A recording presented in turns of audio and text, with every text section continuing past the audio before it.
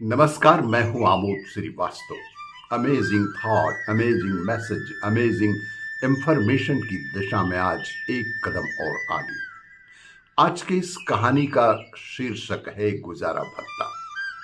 एक अद्भुत प्रकार का कोर्ट केस जिसमें माता पिता के द्वारा पुत्र से गुजारा भत्ता के लिए कोर्ट केस दर्ज किया गया था। मामला जज के सामने पहुंचा।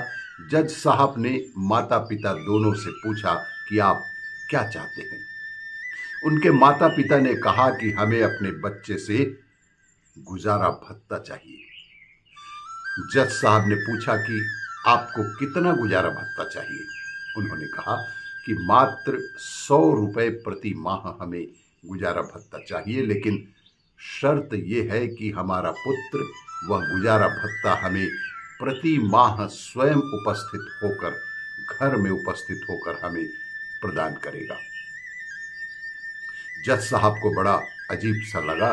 जब माता पिता की स्थिति का जानकारी लिया गया तो पता लगा कि माता पिता दोनों ही अच्छे शासकीय सेवा से सेवानिवृत्त हैं और दोनों को पर्याप्त मात्रा में पेंशन के रूप में राशि हर माह मिलती है, जिससे उनका जीवन सुखमय और खुशमय अवश्य है।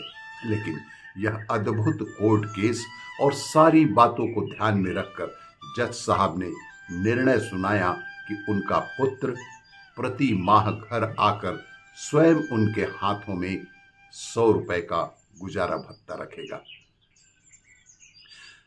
बाद में जज साहब ने माता पिता से पूछा कि आप दोनों आर्थिक रूप से पूर्णतः संतुष्ट और सक्षम प्रतीत होते हैं, फिर ये 100 रुपए का गुजारा भत्ता क्यों? मुझे ये बात कुछ समझ में नहीं आई।